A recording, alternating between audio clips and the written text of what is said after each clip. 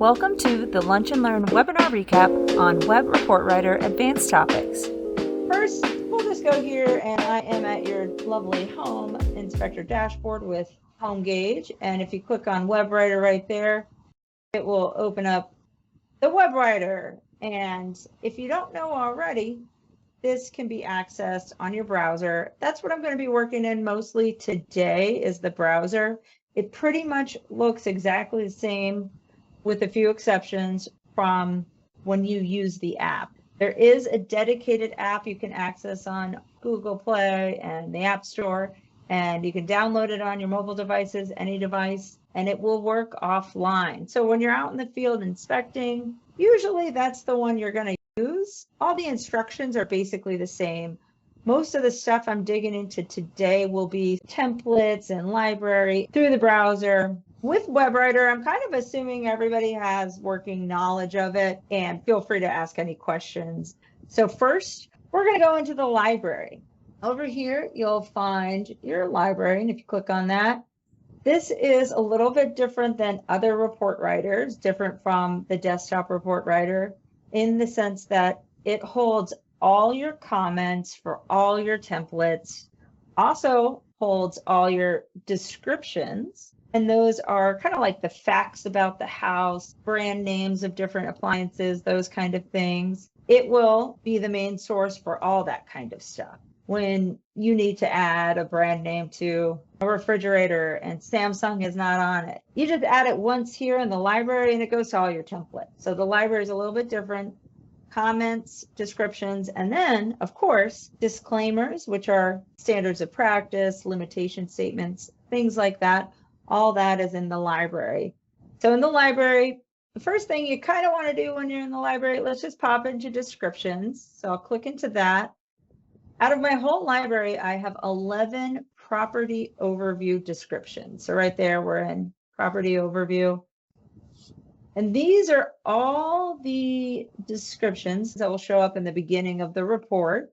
And if you're using WebWriter for the first time, or you've never customized anything, you're going to see a lot of stuff. And maybe you don't need some of them, and maybe you want to modify some of them. You can do that here for descriptions. Pretty easy to do. I would first go in and just delete all the ones that you're not going to see. I've already done that to my WebWriter template, and if my memory serves me from a while back, there were things like the price of the house, or a year it was remodeled, or things like that that I don't personally see very often in a bunch of home inspection reports. So I kind of remove them right off the bat. And so I would encourage everybody just to trim this up to the stuff that you typically see. And then if you're missing anything, very easy to add. Just click Add Description, give it a name. Maybe in your area, you want to know if it's a short-term rental, and that's a common thing.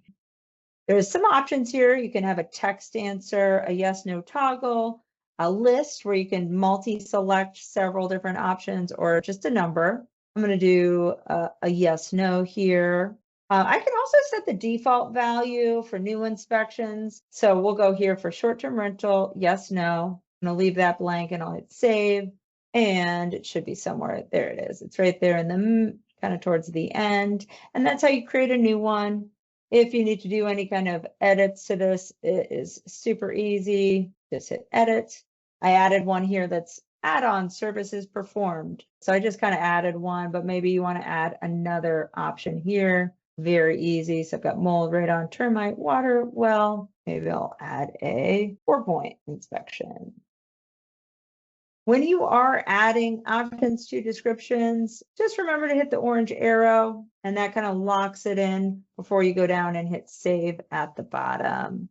That's kind of like the basics there for descriptions. And then disclaimers. If I click on disclaimers, you'll see a whole bunch of disclaimers that come in the library. You can go ahead and remove any ones that don't resonate with you, because why have all that in your view when you're inspecting? So I would encourage just looking through those and removing any that you don't want. I would have my standards of practice from maybe my old software or my whatever association I work with. I'd have it on a Word doc or something like that.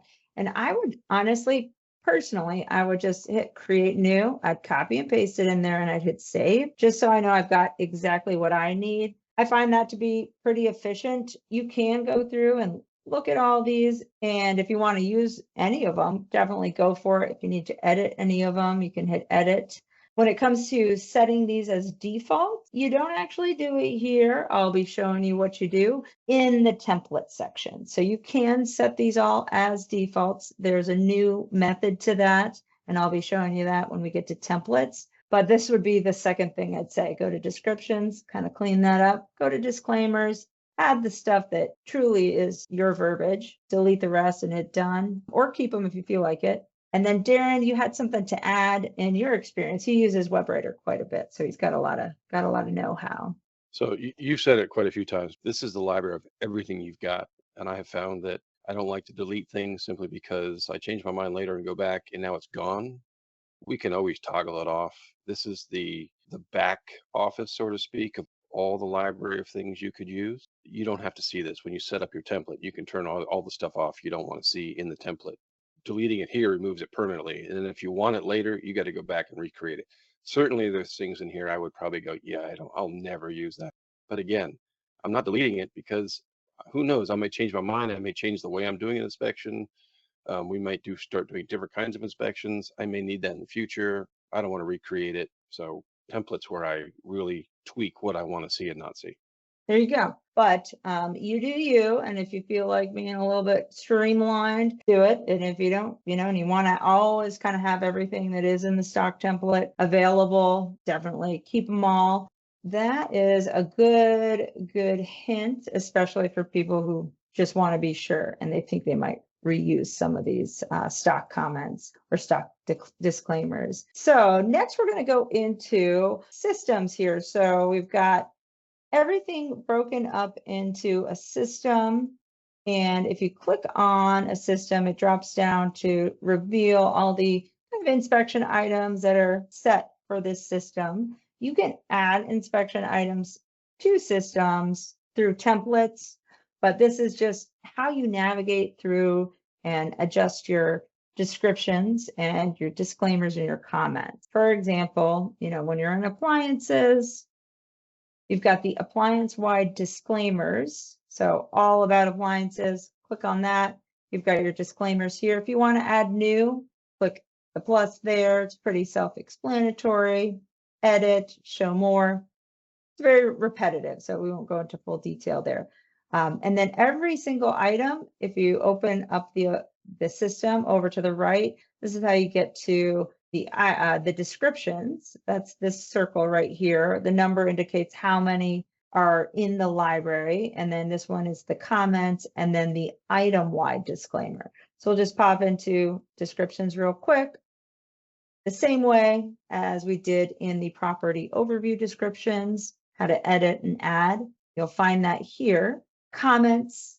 So we're in comments and we're going to spend a little minute here. Comments need a little bit more color to the explanation. All your comments will be here. You can search for your comments using this search. So you can, search damage. So I just type in DA and it's a really nice search because it just filters as you start typing and you don't have to type out the full word without quickly accessing something. So that's how you kind of locate comments. See if you got a comment there, or you can just scroll and see all your comments visually.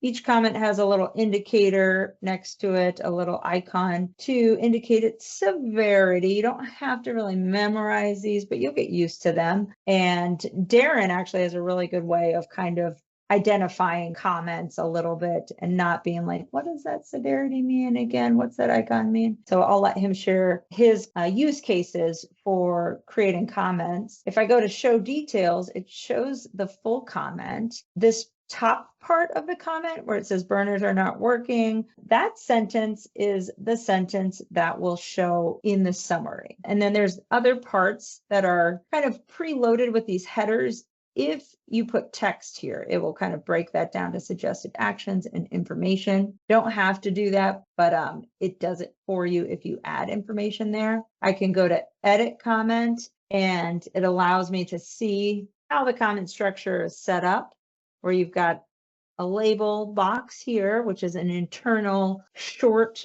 name. If you're using desktop, your short name is similar to this. This description area has an asterisk just indicating this is the one spot that must be filled out. Like you can't create a comment unless you have this. This is what shows in the summary. There's a status, and you can choose from many different statuses with icons that automatically will appear. And then these are all areas that you can fill out if you feel the need.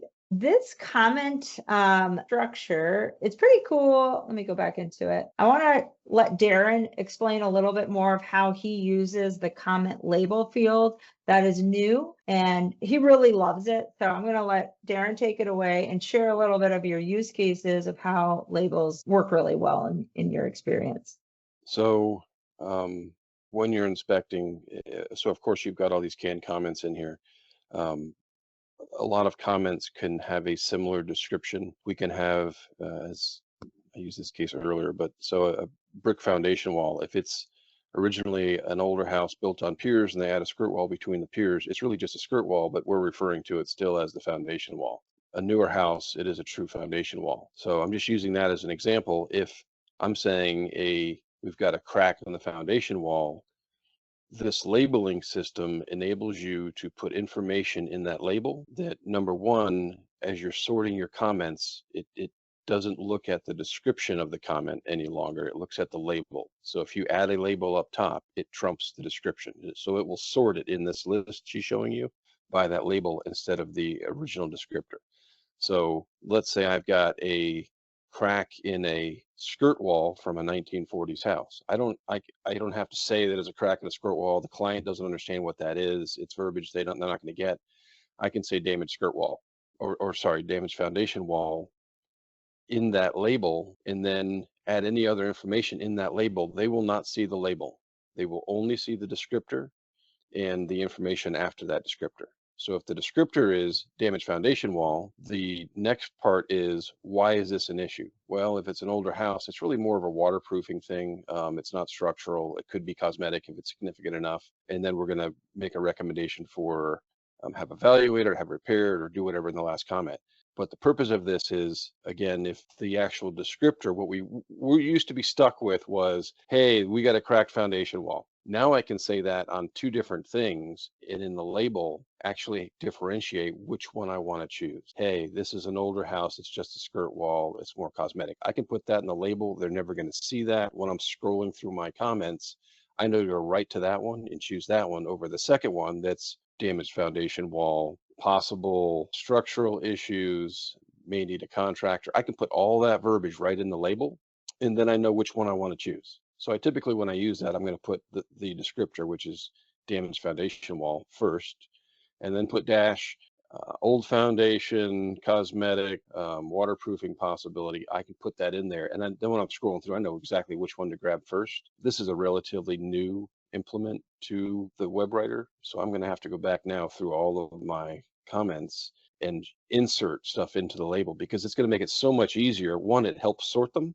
If I've got one that I use all the time in plumbing, I can put a number one in the label, and I would probably put the descriptor right there, because you have to see that. Like if you have to know, if we've got a leaking drain pipe, I want number one dash leaking drain pipe. I want to know what it is. If I just put a one, it's just going to show the one.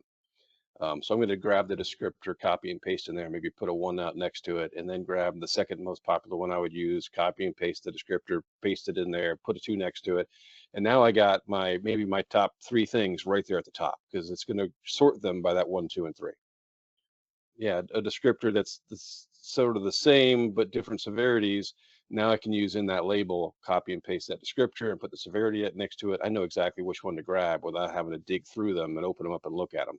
I think what I'm sure, I tried to follow along with you, Darren, and just get right to this area, but this is like just a good example of an area where you have a lot of comments that are all moderate step cracks, moderate to severe, moderate, and all these icons here on the, like what is this circle with the arrow? What is the arrow? I mean, maybe you start to get used to them, but at quick glance, wouldn't it be nice if you didn't have to click show details to know what else was here? You get to go in and hit edit comment, and you can label it something basic that's your own shorthand that will make sense for you, that when you read the label, you don't have to hit show more to see the rest of it. Like if Darren was explaining, maybe this is one of your most commonly used ones, you could stick a 1 at the top. So it goes right to the top when you put 1. And then if there's anything else in the impact or suggestion that you can put just a keyword that you would know, so you can just access those super quick and you never have to hit show more,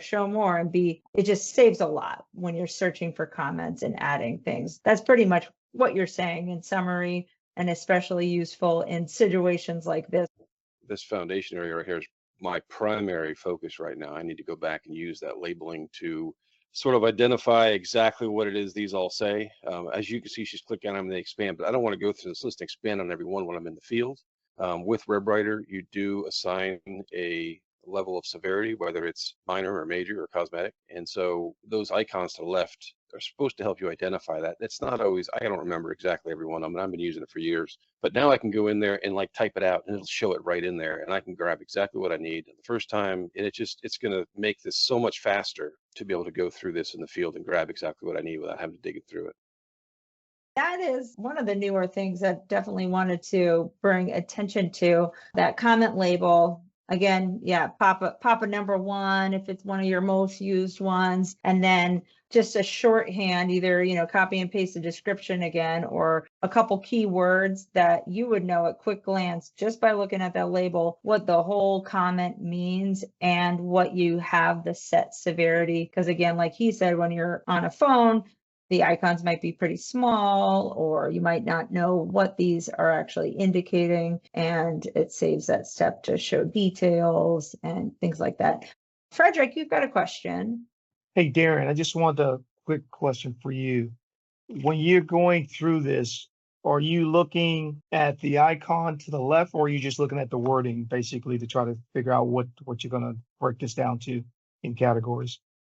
A little bit of both. As I started going back through my comments to change some things, I actually found one that was a crack in a foundation wall. And when I got into the comment, it was directly referring to basement situation. I'm in South Carolina. We don't have a lot of basements, less than 10%. So I could have easily grabbed that comment thinking, ooh, this looks like by the descriptor, this is the right one, and threw it in there and it would have been on a crawl space. And had I not opened and looked at the comment, I would have grabbed the wrong one. But now with that specific comment, I use the label, whatever the descriptor was, I always throw that in there. And then I put next to it, basements only. So it makes it that much quicker to be able to identify. I do use, I know that red triangle is either safety or major. So if I see it next to cracking, it's probably going to be major structural issue, but not every crack is major structural. So now I can put in there, hey, this one is major.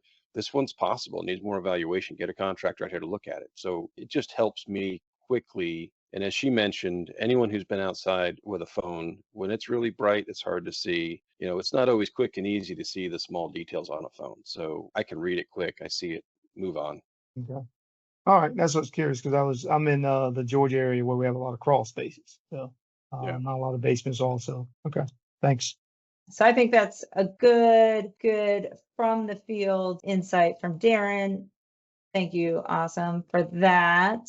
I also wanted to just have Darren share a little bit about another way while we're talking about comments. It doesn't have as much to do with labels, but it's a speed tip that he uses with comments. So you don't necessarily have to have really full detailed comments about a specific location for the house and how you use it in kind of a simplified way, but then you elaborate in the picture caption.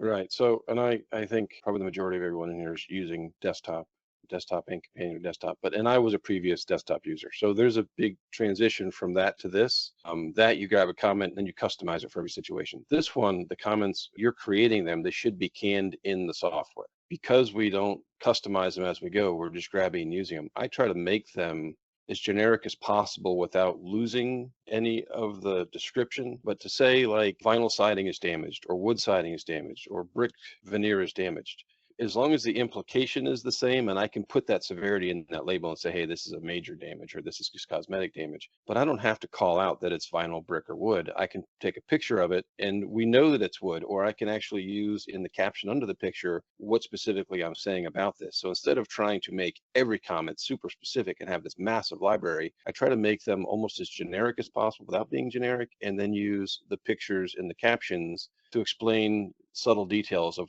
why this may impact this certain and be a concern in this area, if that makes sense. Because I don't want that super extensive library that you're scrolling and scrolling trying to find something. Yeah, I love that. I think that's a pretty cool insight.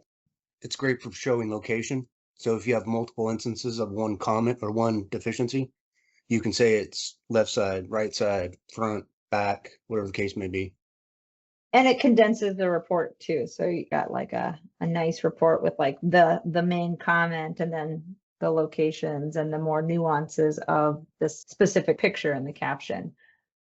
I'll move on here. So comments, definitely take a moment to wrap your head around that and try kind of simplifying and using in those sort of ways and see if it just helps you out to get through things a little bit faster and not have to have this giant library that you're sorting through. The next one, it's super easy. We'll just go into it. It's got the disclaimers for the specific items. And again, very easy to do. You just create new or edit or delete that list there.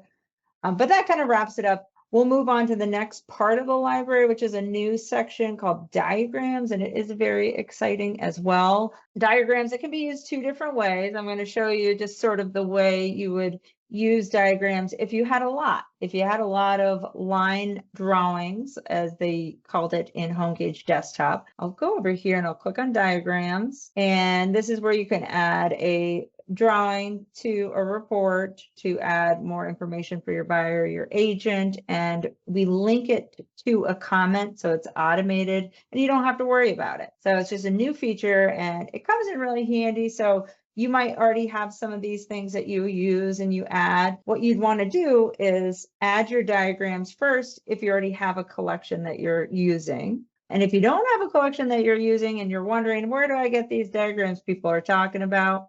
There is, if you go to Support Center, a little article I made with some tips there. I'll pop it in the chat of places that you can go to get diagrams. And there's a little starter pack, which is basically just a downloaded file of the HomeGauge Desktop, drawings folder. So you can always click there and download that. Some instructions on that, and then a couple links where you can go to the InterNACHI graphic library. If you're their member, you can download those individually. Ashley has some. There's the home illustrated ones and code check illustrations. There might be more. You can create your own.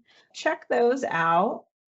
In WebWriter, if you want to add diagrams to your library, they'll just remain here, and then you can link them to a comment.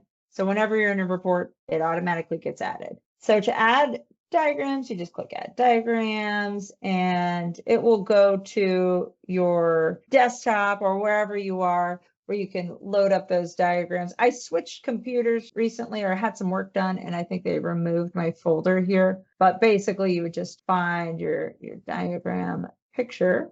Imagine this is a picture here, and click Open. You can multi-select and do a bunch. I already have several loaded up here that I will use and link up to some things. But that's how easy it is to add them in a bulk fashion. And now they're there, and you can assign them to your comments. So the way I like to assign them, I like to go here to Systems and find my comment this way. I like to go to Systems, for example. This is a popular one. Go to Appliances for my example.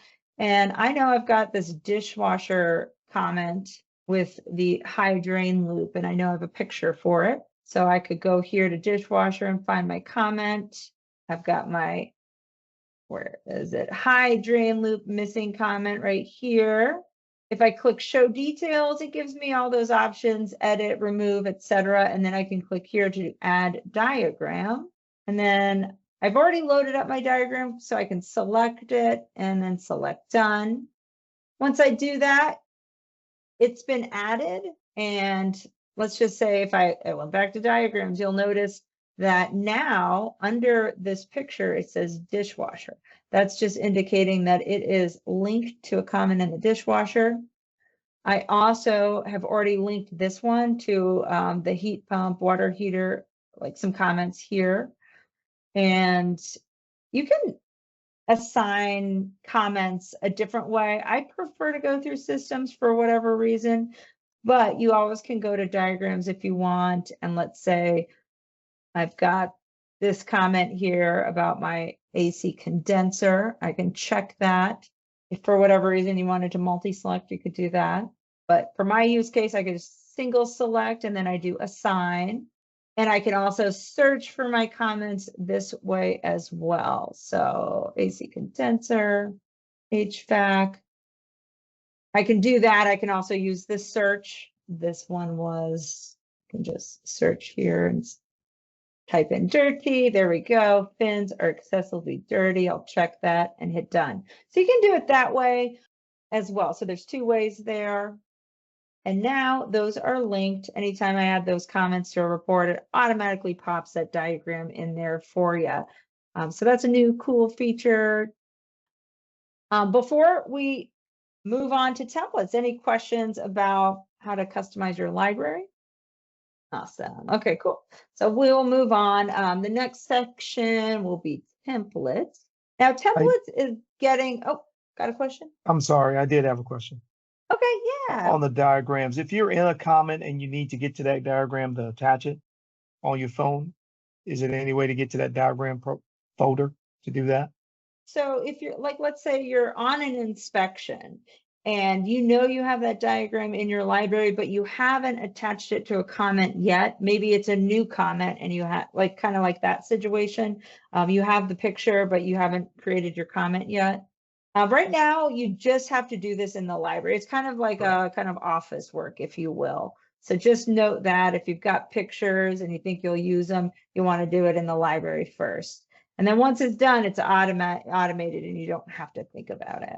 You can always remove those. So let's say you are in an inspection and you're in the app and you add a comment and it adds a picture and you're like, I don't know, this for this person, they don't need the picture. Maybe it would be insulting to them to have it actually, maybe you're doing an inspection for another inspector and you're like, I don't need to add this picture of like water heater parts.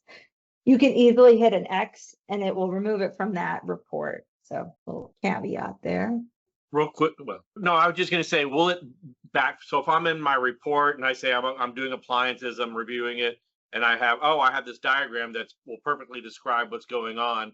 Will that backfill to the library, or do I have to put it in the library first, before, and then that way I have it for future reports? It has to be in the library. So you have to do the linking of the comment and the diagram in the library. I will point out, though, that you don't always have to add it this way. Some people might naturally just want to be like, oh, okay, I just did this report and I had this diagram and I want to save it in my library for later so I can always use it. Let's say that, you know, whatever the situation was, and you knew where the comment was, you can always go this way. You can always go to electrical. Let's say we're here and we have our comment. Any of these, when you're navigating in the library through systems, you can always do show detail, add diagram. It shows your currently uploaded library diagrams, but then if you need to grab more that's not in here, that's on your device, you can always hit add diagrams, grab whatever one that is. It gets added.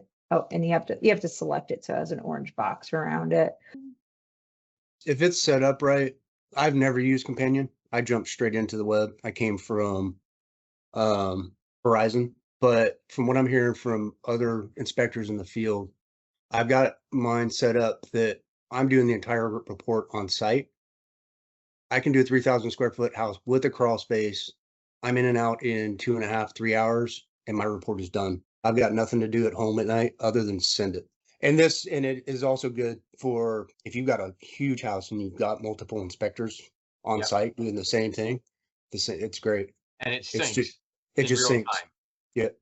Mm-hmm. That'd be good. Yeah, I could see maybe, looking more into this. Yeah, I forgot that. Thank you for bringing that up, Stephen. The Teams thing is really, really awesome too. And sometimes it's even just the snapping photos and having them show up in the media gallery. So like, I don't know, that can be useful. I don't know how people always do Teams, but sometimes we get Teams working situation and maybe one of them is doing more of the photo taking while the other person is logging the information. It's like super easy. They're just taking the photos. They're all ready to go in the media gallery part. And then the other person just adds the comment, so everybody does it a little bit differently, but all that is really good insight.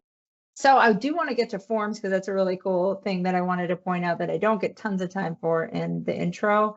But for templates, there's a few key things I want to point out here. There's a ton of work being done on templates. I will just point out the main things that I think are pretty useful for templates right now. But there is a whole kind of overhaul of how you can do customization with components and items and things like that. So for templates, there's always a starter template, and that's your default. That's like the basic HomeGauge one. And then if you need to add a new one, I'll just do an example here. We'll do a condo template. I'm going to create it from the starter template, or maybe you have done some modifications to the base one that you've been working with. You can choose to copy the one of these existing ones is good, and you want to actually copy that one. You don't want to copy the starter one. For my example, I will, and I'll click add, and you can create multiples of these. And again, all the library items are going to be accessible by any of these, but you can dial it in and change things. You can change your default here and things like that. But we're going to go into the condo template, and I'll point out a few awesome main things everybody will want to know. So descriptions, a lot of this kind of stuff, super easy. So for condos, maybe we're going to go in and hide a lot of different things here. So let's say sewer system, we're going to hide. We're going to do style home. We know it's a condo, forward, things like that. So you can I already trimmed this up quite a bit, but you can hide all the different descriptions that you don't need to fill out for whatever that type of inspection template you're creating. You can always hit unhide, they're not deleted. They're still there if you need them. For disclaimers, this is one of the main things I want to point out. Each template, you can have your disclaimer show up by default for that specific template, super easy. So here you just toggle that on, and then the next time you open up this template and use it on an inspection, this will show. You can toggle on multiples if you want. So this is where you set your defaults for this template disclaimers. You can't create a new one here. Notice there's not a create new button or edit. That needs to be done in the library so that it can be available in all templates if you need it. This is just where you say if you want it to be default. If you don't want to see some of these disclaimers at all, you can always hide. And like Darren said, he likes to just hide a lot. Hidden is right down there. So that's kind of a thing that everybody should do, is set your disclaimer so you don't have to add it every time you start a report. Next, systems here. You can reorder this in an order that makes sense for you simply by clicking reorder, and then just drag and drop the system into the right spot. In the future, the stuff that I'm talking about that's coming down the pipeline, that will be allowing you to truly customize what the different systems are called, stuff like that. The next thing that I'll show here is if you pop into any system, this is where you definitely have the flexibility of adding any item that you want, and you can rename all the items. So that is available, always has been. Super easy to add an item. So let's say in appliances, you do come across, we have a lot of them here. So right here, that's not all the appliances available, but you can go into item type, and there are more than the basics that you see. So maybe, trash compactor, you want that to show. So you can click that, and you can click add, and it's right there. You can add just a brand new name. Maybe that's not listed here, simply by going to item type. If it's a name that's not listed, you can go to other. whatever the other item, other component is. So this is other appliance. You would choose that and then change the name to, let's call it, I like to use the wine cooler, so I can choose that. You do have an option to give it a location here as well if you want it to be kind of linked to a specific location. You don't have to, but you could go in here and say, okay, I want this to be linked to the kitchen. And I also want it to be linked to the basement because there's one in the basement too. You can do that. You can always rename all these too. So if you ever need to, maybe the verbiage isn't the same in your area up north as it is in Florida or something like that, you can go in and hit edit and rename the title. You'll also see as we go around, you'll see the number next to how many comments or descriptions are associated or disclaimers with that item. And this just allows you to hide or, so if we go here, you can hide or show certain descriptions. So depending on your template, you might not want to see any of these. Same with comments, you can hide. There's another function in here too that helps people speed up report writing. These little check boxes here, you can set different severity or statuses. So right now, out of the box, all your items are going to be set as out of the box are all going to be not tested, the circle with the line. And not tested actually will show up on the report. So this is a tip from folks like Darren who are using it. A lot of times they don't want to have to take the step to remove everything that's not going to be in a specific inspection. So by default, when they open up an inspection, they want all their items to show as not applicable. And you can go into appliances, check this box here, and all these will multi-select. This is just kind of like a fast way to do it. They can go to status down here at the bottom and choose not applicable, which basically is exclude. It's not going to show on the report unless you go in and add a comment. The comment will automatically give it a severity, whatever severity is assigned to the comment, or you go in and say satisfactory, or you go in and say not tested. So some folks might go in and want everything by default to show as not applicable. So they don't have to like think about it when they're inspecting. They don't have to think like, oh, I need to go in and set the trash compactor from not tested to not applicable. Because if it's not tested, it's just going to show up on the report and I don't want to add a comment about it. It's just not there. So that's just like a tip. Some folks I see actually prefer to, instead of selecting everything as not applicable, they like everything, all the things that they see, they want it just to say satisfactory upon opening up the report. And then they go in and when they choose their comment, which has a deficiency or a concern, it automatically changes this check mark to whatever matches. And then if there is some kind of individual changes that they need to make, they can, maybe delete that item if it's not there, or switch it to not applicable, or make a checkbox for not tested. Here you can also mess with the locations if you want in bulk fashion. So you can check all these off, and maybe all these items you want to say, you don't want to link them to a specific location. You can remove all the locations. Maybe you're a person who just wants to add your location in the picture. You want to add in the picture caption. And that's a pretty streamlined way of doing things. You can go in here, click remove locations, and everything goes away pretty quickly in one swoop. Certain areas, like let's say maybe pool, I don't have anything in there, but let's say plumbing, you can go in and maybe certain things you do want to add a location. You can, check certain boxes and go here and add your location to those things that have been checked off. So that's just a few things that you can do here.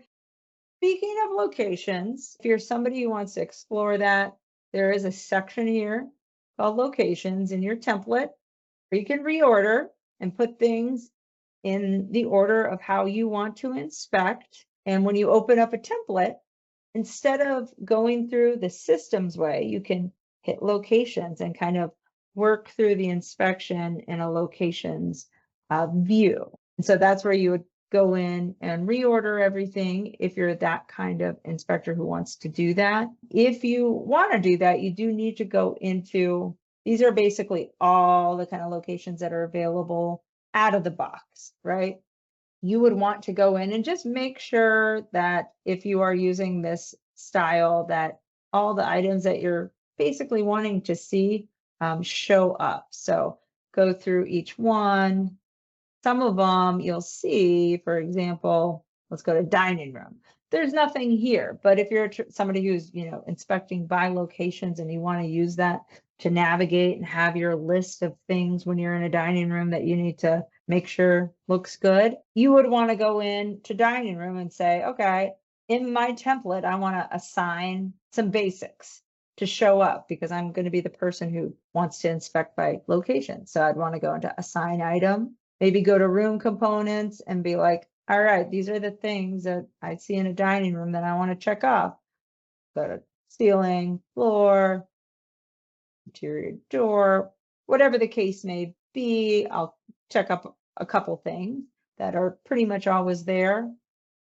And then they get added. So when I'm on an inspection and I tap on dining room, those things appear. So that's a little bit about locations. You can always add more if you don't see any right here. You want to be able to select a specific kind of type. If you were to categorize a location, it aligns with, so like always stairs, we'll say that this is entry hall, something like that. And then we can hit save. I hope you can hear me. I haven't even tried my mic yet. Can you hear me all right? You're good. All right, thank you. Interesting couple questions, been chatting around a little bit. Multi-user firms that use this. Once you make the template on the desktop, the inspectors, if they make a change in the field, is only for that inspection, correct? We build a template that has proprietary information, disclaimers that must be on all the report. Someone in the field cannot change that on their phone or tablet, only if they're on Web Writer, correct? Or on the desktop, I mean. So the template work that we're doing is not available on the app. You're right. What about if they add a comment in the field, they can say to add to all future, Yes. and it yeah. does go to the template, but you have to go to the template and go to the hidden items and tell it to show it. So if you're in the field and you create a comment, it will show up on the report, of course, but you get a choice of how do you want to use this? Do you want to use it just for this report, future reports? And for future reports, it shows in your report you're working on, it will show in the library. And if you want to hide it in future libraries, you do need to, know that you want to and take that step and hide it. Is there an option coming out for like owner rights that we can say, do not allow these comments in our library from anybody but XXX, whoever you give permission to? Sounds like if you got 10 inspectors, that you might get 10 new comments an hour from all these guys, and all of a sudden your comments are huge. It might write the same ones. We're trying to figure out how to use it where there's some control from the core of it, but still give the inspector in the field flexibility to change it for the inspection they're on. Yeah, and they can always change it for the inspection. Then when that they're on, there's a choice as soon as you add the comment that says, hey, do you want to add it just, one-time use? Same with if you're editing a comment, you choose one, you're like, I need to edit it slightly.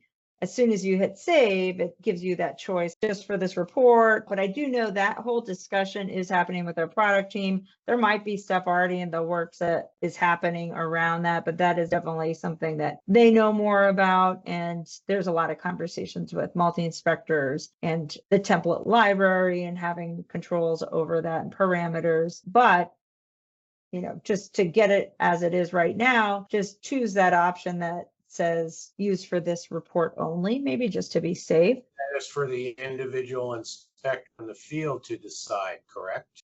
Yes, but our product team is working on things like that with multi-inspector companies. So they have that all on lockdown. I really can't speak to it because I don't know what they're all talking about. Something that's Conversation being had, correct? Yeah, Should if you also- are interested, you can always lend your expertise to our product team and share, what your needs are. So definitely we want to hear from you. It should also be noted too that the inspector in the field can also rewrite a comment on the fly if they edit. And if they click to replace the comment, that is now what's in your template. Yeah, so that is there, but all that is being worked on.